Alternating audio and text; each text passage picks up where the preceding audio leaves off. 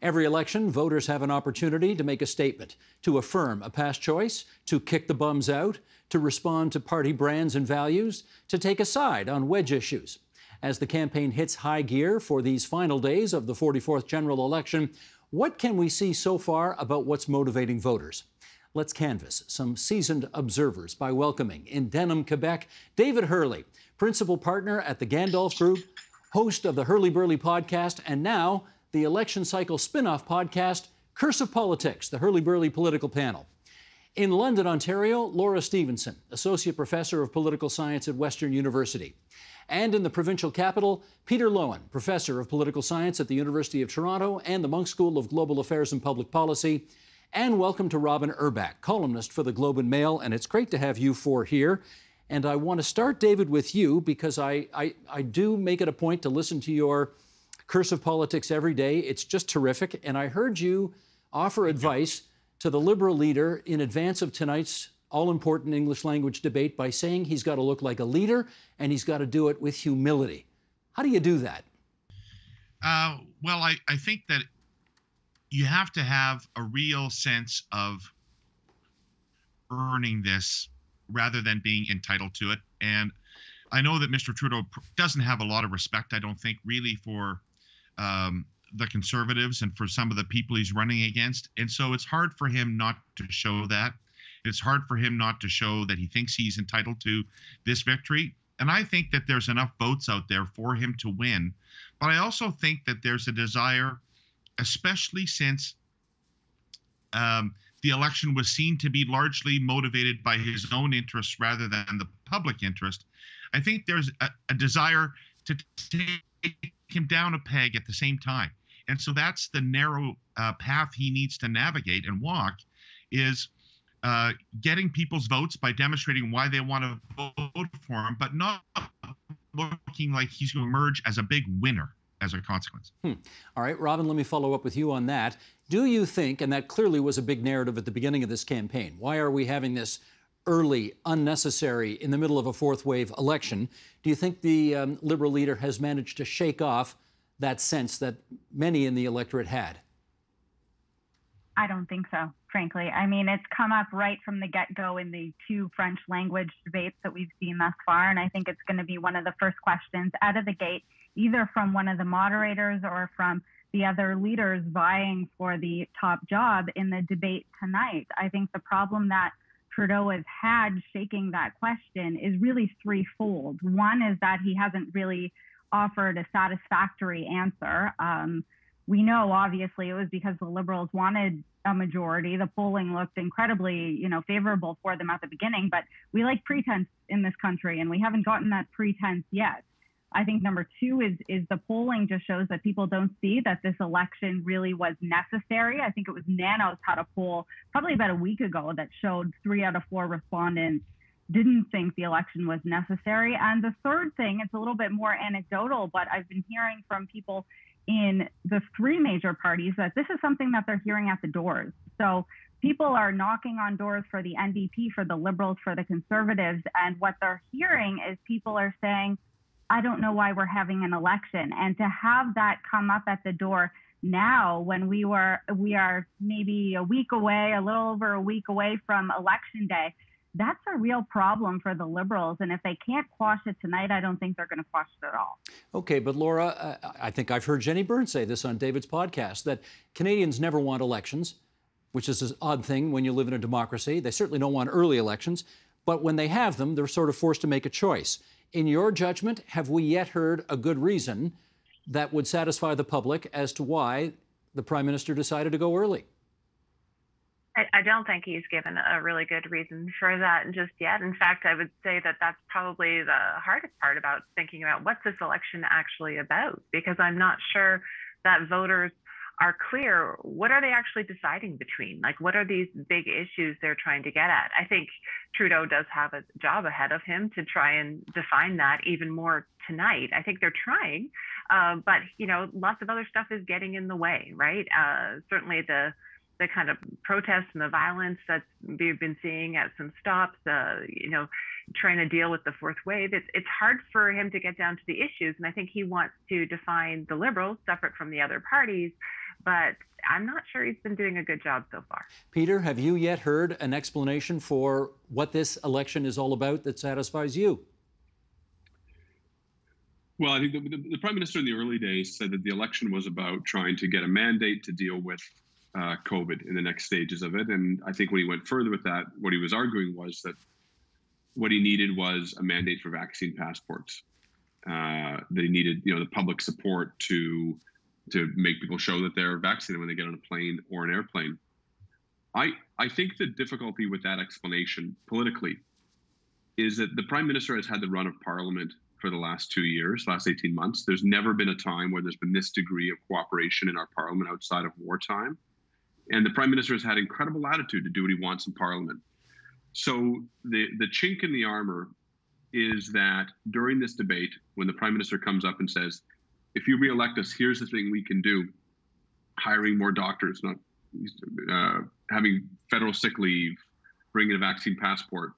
Mr. Singh and Mr. O'Toole could simply say, you could have done that, and it could be in place now if you hadn't have called this election. But you've prioritized the election over those policies. So I think we know how little you actually care about them. That's really the difficulty here, that, in past years when minority governments have ended early, it's often been because there has been genuine gridlock within Parliament. That was not the case here. But it's really on Mr. O'Toole and Mr. Singh at this point to articulate that to voters and to really, I think, make concrete in their head what would have been different had the Prime Minister not called this election. So I think he hasn't given a good answer, but I also don't think that they've prosecuted a very good case about what we're missing because of the early election. Well, David, I've gone back and looked at many of the last so-called early election calls that were made before they really needed to be made. And much more often than not, you get away with it. Much more often than not, the Prime Minister or the Premier that calls it early ends up renewing their mandate. Sometimes, as in Premier Horgan of British Columbia, you started with a minority and you got a majority. The voters will give it to you if they think they've heard a reasonable explanation for why you're going. Have they heard that reasonable explanation yet, in your view? No, I don't think so. And it's probably too late to provide it by stepping up to the microphone and saying, here's what the election is about. I mean, I think if you had had your druthers, you would have had a much clearer argumentation out of the gate about what it was for. And the thing that was clearly missing, to go to Peter's point, the thing that was clearly missing was, what is it that they wanted to do that the NDP wouldn't let them do? And so without that, it's pretty difficult to make an argument that you needed an election to pursue that particular mandate. However, I don't think that at the end of the day, people are going to vote on the basis of an early election. What this early election call did, I've been doing a weekly focus group with swing voters from Ontario and BC. And when I met with them the Saturday before the call, they all knew the election was going to be called, and they all knew why, because Mr. Trudeau wanted a majority. So that was months of preconditioning about the election call had penetrated that, and people really understood that, and therefore there was a very heavy burden on Mr. Trudeau to persuade people that there was a public interest to the election as opposed to just a partisan interest to the election. And I don't think he's shaken that. And what that did is it made people revisit his character. And is he more cynical than he used to be? Or is he more manipulative than they thought he was? And is he a little less public spirited than the pandemic made him appear to be? All those character questions came into play. And I think in the early stages of the campaign, they worked particularly well in contrast with Mr. Singh. But I think that factor is fading a bit as well. I think ultimately on election day, the early election, people will not be voting on the basis of the call. They may be voting on the basis of what the call told them about Mr. Trudeau. That's a different matter. Well, let's do a little comparing and contrasting between the three main party leaders and even the fourth, if you want to add the Greens' Annamie Paul into this. And Laura, I'll go to you first on this. You know, I was interested to read John Ibbitson the other day saying that the Conservative leader currently is the most liberal Conservative leader that he's seen in the last many decades. And of course, many people are making the argument that the Liberals and the New Democrats aren't that different, and neither, frankly, are the Greens. You could make the argument that ideologically, these four major parties are all closer together, not the same, but closer together than at many other times in our history. If that's the case, Laura, what do you think that says about the nature of our political culture today? So I would agree with that that characterization of what's going on, and I think we've seen it most clearly with the Conservatives this time around, because in the past I think the distinctions were a lot clearer, and we've seen a couple of statements come out from Mr. O'Toole that in particular make me think that he's trying to do this a little bit differently. So his position on guns, for example, as well as very clearly on his own stance on abortion, I think that those are setting him apart from previous leaders. And then when that happens, it does appear that we're squishing in the middle, for the center, I guess, of the political spectrum. So in that case, what are we thinking of? We've got to think about who are the pair of hands that people are going to be wanting to trust to move forward. And that's why I'm finding it harder to think about what's actually going through people's minds right now. What are they actually measuring? Peter, do you find that as well, that the parties seem to be more bunched wherever the middle is? They're more there and closer to it than in previous elections? I think so. I mean, I want to note that our Conservative Party is a pretty liberal Conservative Party in the grand scheme of things, and it was under Mr. Harper as well. But what you have right now is unusually you have a single issue that is seizing the country still, the pandemic.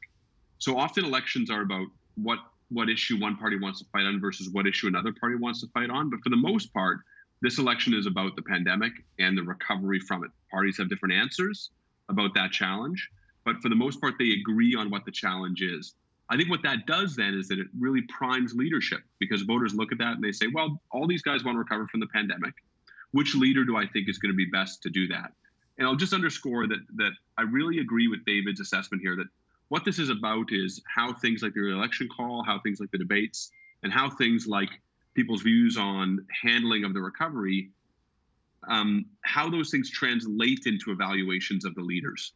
And at the end of the day, what matters more than anything else is people's views of which leader is going to be strongest, going to be best, most going to appreciate their own concerns when they go into the ballot box. So looking at things through that lens, as David has, I think is very fruitful for understanding, why Mr. O'Toole, for example, is really trying to soften himself vis-a-vis, previous Conservative leaders. Well, that leads me to, I think it was on Sesame Street where they once had the line, one of these things is not like the others, and that would be the People's Party. They are definitely not in the mainstream, and happily so. And Robyn, let me get you in on that.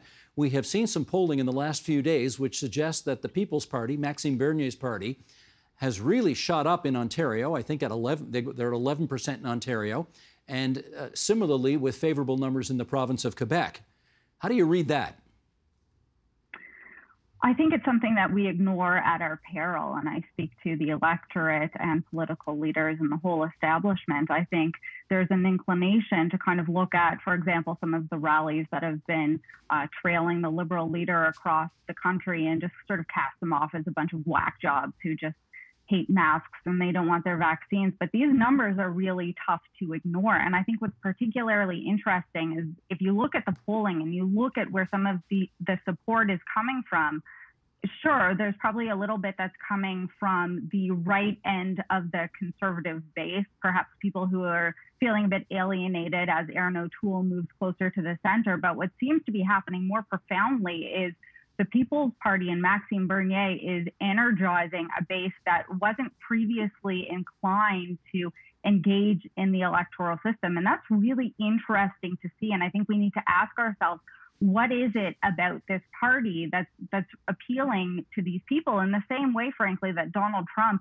engaged a section of the electorate that wasn't really engaged previously? Another aspect that's interesting, too, is if you look at the trajectory of the rise of PPC support, it seems to have really taken off probably mid-August or so. And what was happening then was we were having all these talks about vaccine mandates. So Manitoba was coming out with a plan. Quebec was coming out with a plan.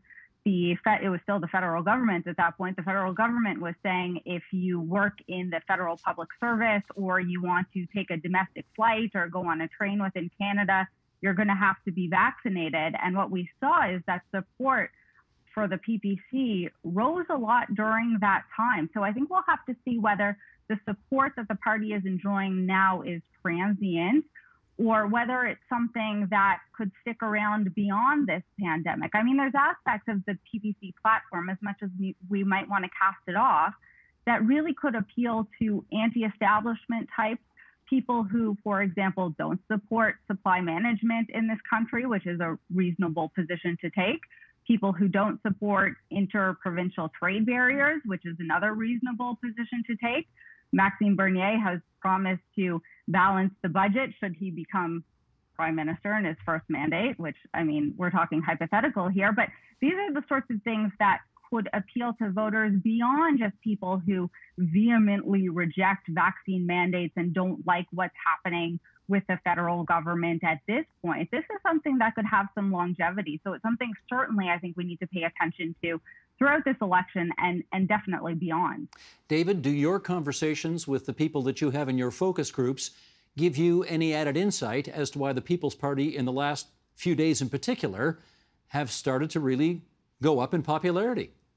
No, they haven't, and I'll discuss that with them more this weekend. It really hasn't come up much so far, but I'm very much where I think Robyn is, that there may be a small part of this growth that is a result of, we can't forget that Aaron O'Toole's done a hard virage to the center from his leadership campaign, and there are undoubtedly some Leslyn Lewis and Derek Sloan supporters who don't see themselves reflected in this Conservative Party that he's putting forward, and therefore maybe have navigated to the People's Party. But when the People's Party was talking about supply management, it was at 1.7% of the vote. And now that it's talking about the tyranny of vaccine mandates and the need for revolution, it's at 11% in the polls in Ontario. So that's really what is galvanizing it. It's really an outsider, anti-establishment, and all of that culminates in vaccine mandates, lockdowns, and restrictions on personal freedom that, are, I think, tied up culturally. These people, I think, would similarly be reacting very badly to Mr. Trudeau and the general political system's political correctness and the kinds of social changes about what you can say and can believe and can't believe anymore. And I think that's a similar type of phenomenon with the vaccine, mask, and lockdown mandates. And so these are the people that are alienated by the direction that Canadian society is going, would be my take. Peter, can we say that they are sort of the 21st century incarnation of the old Reform Party? Well, I think there's a lot of insight there. So I'll just say two things about it. I mean, if you map PPC support onto where the Reform Party did well in Ontario, or where the old Confederation of Regions Party did well in New Brunswick, for example, you start to see that some of it is there. I share David's intuitions that this is about larger cultural forces. And what I think people need to understand is that COVID has not been experienced equally across the country, but lockdowns have been, and vaccine mandates will be, and mask mandates have been. So if you live in North Bay, if you live in Sudbury, for the most part of the pandemic, you did not experience any COVID cases for a lot of that time. And yet people were asked to make some pretty substantial sacrifices during provincial lockdowns. COVID was isolated in cities, principally. There would be flare-ups, right? But what we have to realize is that people's risk-reward kind of ratio around COVID has been really different depending on where you live.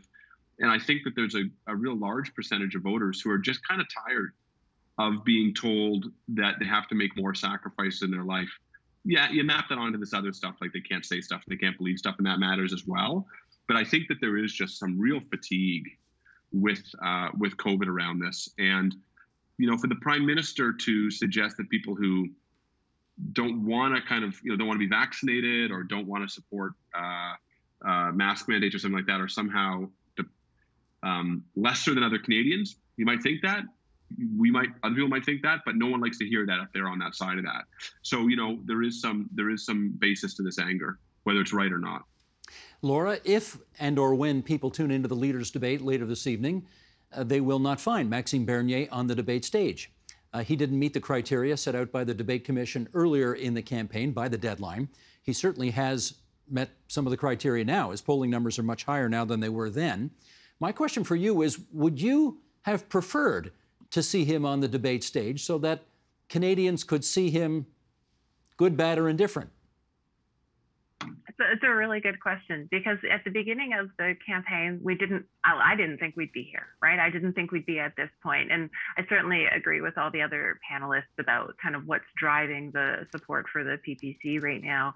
And, at this point, I would say, yes, it would be great to have, a more fulsome discussion with Bernie on the stage, so that people could see what is he standing for exactly, and what is coming out, and because I guess I'm a little hesitant to think that the support we're seeing in the polls for the PPC necessarily will translate into votes. I'm not sure how stable it is, or how much more of just an angry statement it is, but I think the point's already been made that the PPC does have a platform, right? They do have ideas, and so it would be useful, I think, to be able to compare what Bernier says to what others say.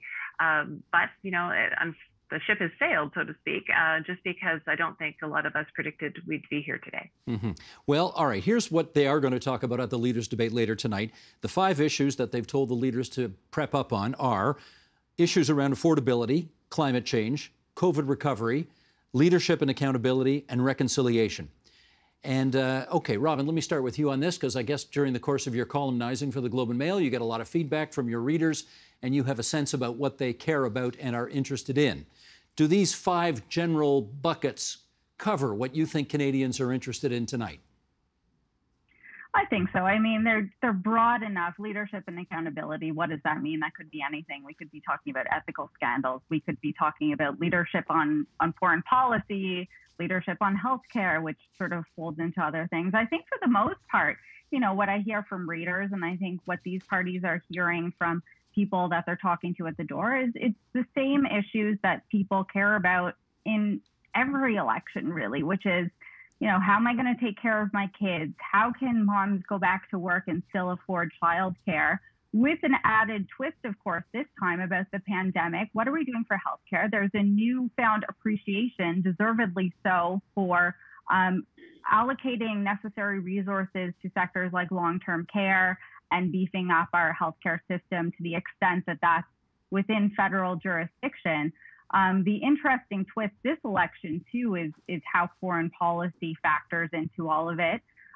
Foreign policy generally isn't one of those things that moves votes one way or the other, but I don't think any of us could ignore that the day that the Prime Minister went to the Governor General to ask to dissolve Parliament was the same day that Kabul fell to the Taliban. So what we had was this really bizarre situation where we had horrific images of people grasping planes at the Kabul airport, and then the Liberal leader in Ottawa in a suit talking about how this is the most consequential election since 1945.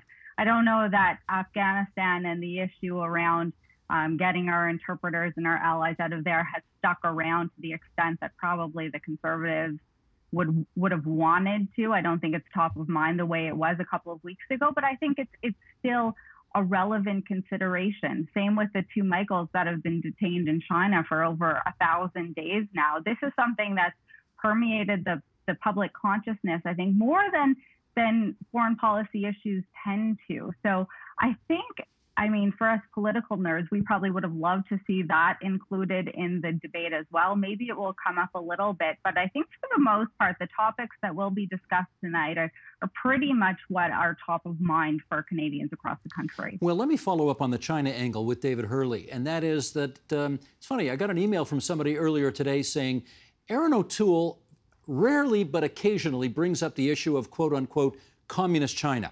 And he's clearly trying to put a bit of a wedge between where he feels we ought to be on China versus where the current Prime Minister is on China. And our relations with China have perhaps never been worse than they are right now for a whole bunch of reasons that we all know of. Robyn just enumerated some of them. Why has China not been a bigger factor in this election campaign, and in particular, urged on by the Conservatives, who you would think could make some hay with it? I don't think anybody's interested in it. And I would just take issue with Robyn. I had a focus group a couple of weeks ago. We talked about Afghanistan. People were aware of what was happening. They weren't nearly as concerned about the people left behind as the media coverage would have suggested, and they didn't see any partisan angle to it whatsoever. And they thought that that was something that the government of Canada did, not something that a Liberal government did or a Conservative government did. So it was just not relevant to the election campaign. And I don't think the issue with China has really penetrated the public consciousness either, although I think, you know, it will be a big deal in the Chinese community in Canada among Chinese voters. This election, Peter said it right, it's about COVID. But if it isn't about COVID, it's about the economy. And the first section on affordability in the economy, that's the section. If somebody comes out of this debate, either O'Toole or Trudeau, having convinced most people that they are again, to borrow a term somebody used, safe hands to handle the economy, and second of all, has some empathy for what the ordinary person is going through in terms of their own financial pressures and affordability, that person will win the election. My memory isn't as good as it used to be, but so I'm going to fact check you on this right now. Didn't you give safe hands as a slogan for Kathleen Wynne? Is that where I heard it first? 2014. Okay. 2014. And you know, when the other guy promises to cut 100,000 jobs, it really works well. Right. It was right. safe hands or reckless schemes. I remember that one. Right on. Okay. So my memory's not as bad as it occasionally is. Okay, Laura, let's move on to this then. It seems impossible to get through an election campaign without one or more parties playing the wedge issue game on one another. And we did see the Liberals come out, you know, they tried to do a wedge on abortion. They're trying to do a wedge issue now on guns. They're, you know, it's been happening. How relevant, how useful do you think that is in terms of helping the electorate make up its mind on where to mark their X? So this is, I think, the interesting thing about O'Toole's position on guns. I heard recently that there's now a footnote on the online platform to indicate the change in stance, because I think what voters are looking for is something that they can really distinguish between the parties for, right? So otherwise it comes down to, well, leadership is definitely, as other panelists have said, leadership matters, whether they think they can trust somebody or they think they have empathy. But if there's a specific issue that they can say, I disagree with this compared to I agree with this, then that really helps them to make the big distinctions. And so, I mean, the Liberals have been trying.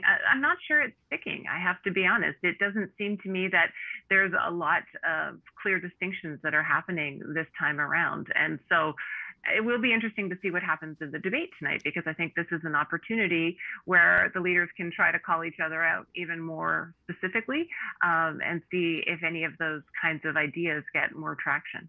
Well, let's see if this has some sticking value to it. And I know Erin Kelly, the pollster, was on our program a few nights ago, and she said every time there's one of these ultra-violent, well, I guess by Canadian standards, demonstrations where people pick up gravel and throw it at the Prime Minister, Justin Trudeau's polling numbers get a boost.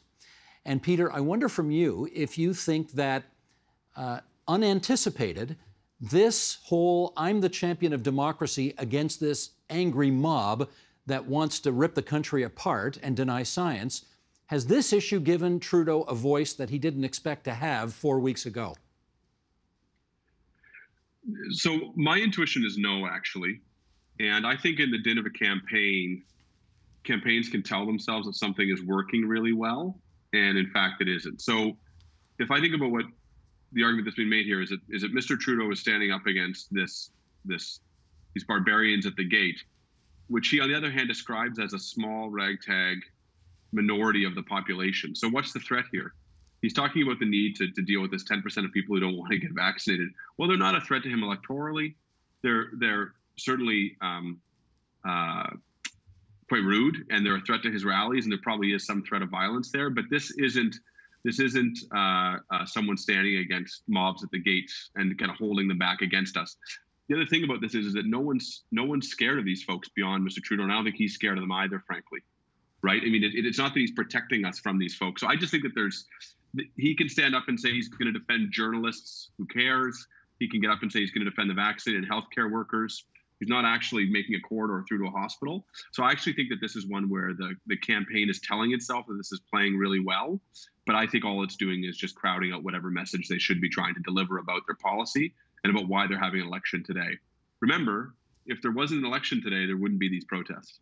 David, do you think they've been a useful foil for Trudeau? I really want to pick up on what Peter said, because last week in the focus group, we talked about this, and I showed people a clip of Trudeau in Sudbury. And this was a clip that Liberals were excitedly sharing around Twitter.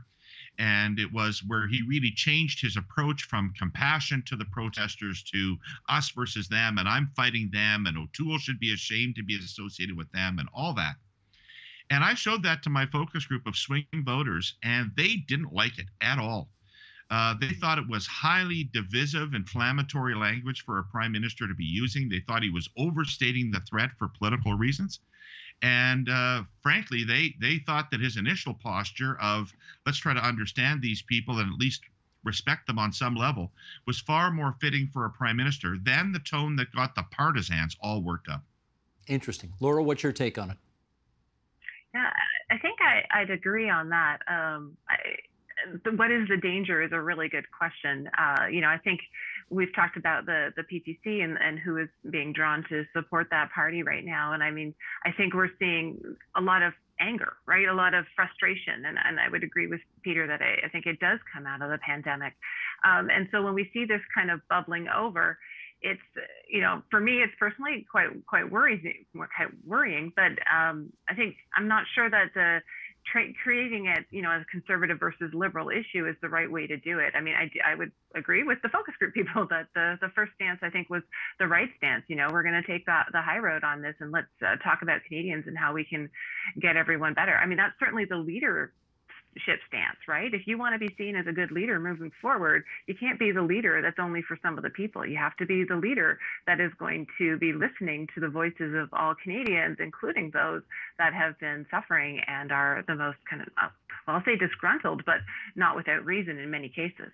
Well, Robyn, maybe there's a difference between watching these demonstrations on video and actually being there, because your colleague from the Toronto Star, Susan Delacourt, was on this program a few days ago in which she said she was there and it was terrifying, and she described what she saw as a democratic mutation and wondered how the people involved in those demonstrations would at all be governable going forward, that there was a fury and an anger that just seemed completely out of control. Do you think this has worked ultimately to the Prime Minister's benefit, in as much as he can now really set himself up as being in significant contradistinction to whatever it is they stand for? I sort of agree with what David said, actually. I think that the relevance might be overstated within partisan liberal circles. And I think it's a problem that all of the parties tend to experience in the midst of an election within their own war room. They sort of adopt their own ideology and think it applies to the wider population. So the Liberals might think that Justin Trudeau taking a strong stance against a violent enemy reads really well among the public, and they just sort of shrug it off, the same way that in the last election, I think the Conservatives had a real problem with assuming that the rest of the population just hated Justin Trudeau the way that the Conservatives did. And because of that, they didn't offer much by way of platform or policy or ideology or outlook. They just kind of villainized Justin Trudeau and hoped that was enough. And of course it wasn't. So I think it may have seemed as though Justin Trudeau had a great foil in these people, particularly at the beginning when the Liberals, I think, were really struggling to find that wedge. As we've mentioned, they went through abortion, that didn't really work. They tried vaccine mandates, that hasn't really worked all that well. They tried two-tiered healthcare, that hasn't worked. Now we're on to guns. It's a real issue, especially when all of these things that they're throwing at Aaron O'Toole, he can kind of call their bluff. So if they call him anti-abortion, he has no problem with coming out and saying, actually, I'm pro-choice.